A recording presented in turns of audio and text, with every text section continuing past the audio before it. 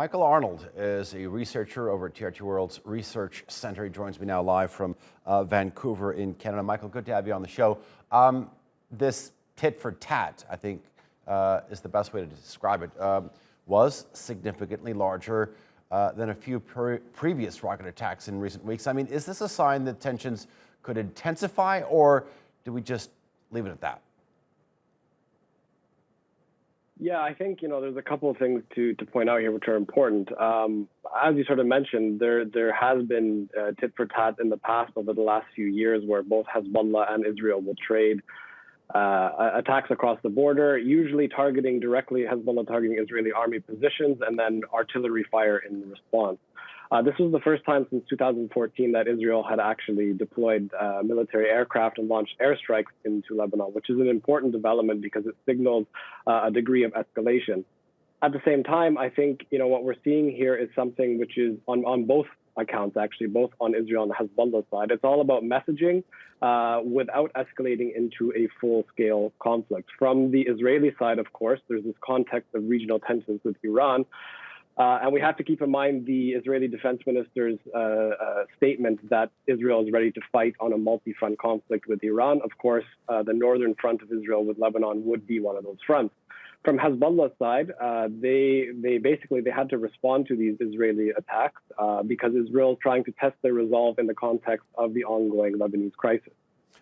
You say messaging, so let's talk about the attacks or the previous attacks and how they sort of fit into recent events. Last week, there was an attack on an Israeli-linked ship, a merchant ship in the Indian Ocean. I believe Israel blamed Iran for that attack. But as we all know, that there have been multiple attacks over the recent years between each other. I mean, with a new president in Iran, could this sort of retaliation or by Israel, this move be a message to the new leadership there that's saying, we're not going to tolerate you supplying fuel. We're not going to tolerate you supplying weapons to your allies, i.e. Hezbollah? Yeah, absolutely. I think there's an important point there. One, a new message to the incoming Iranian president, but also a domestic message for Israel's new government. Of course, Israel has a new government after many years of Netanyahu being in power, and Netanyahu always played the security card. So I think there's also an opportunity for this Israeli government, and they're trying to show both their regional allies as well as their domestic audience that they are also strong and they're ready to push a conflict should it come to that. At the same time, I think that this is not likely to progress anywhere, at least in the short term, because exactly as you mentioned, we have a new incoming Iranian government.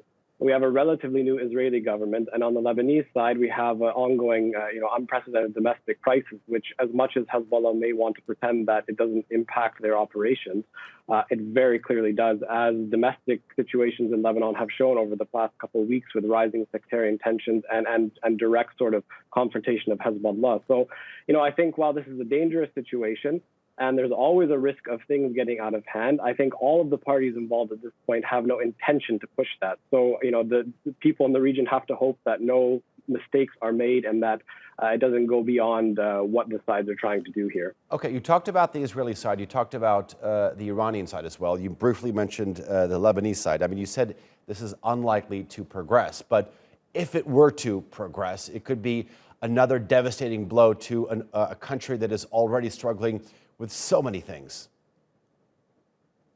Yeah, absolutely. And, and I think that should this progress, and again, I'd like to emphasize here that I don't think it will, but should it progress, this would be absolutely devastating for Lebanon.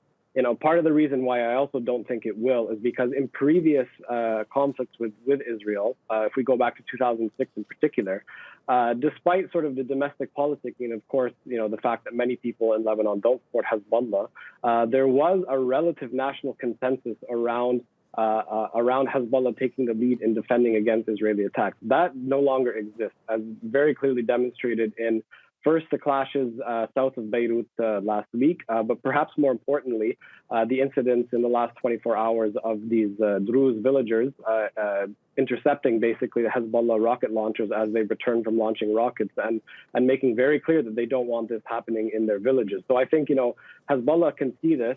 And as much as they'll posture and say that they're ready for this conflict, they can see that the domestic situation in Lebanon does not allow them to build some sort of national consensus if Israel were to push things further. All right. Michael Arnold, always a pleasure having you on. Thank you for that.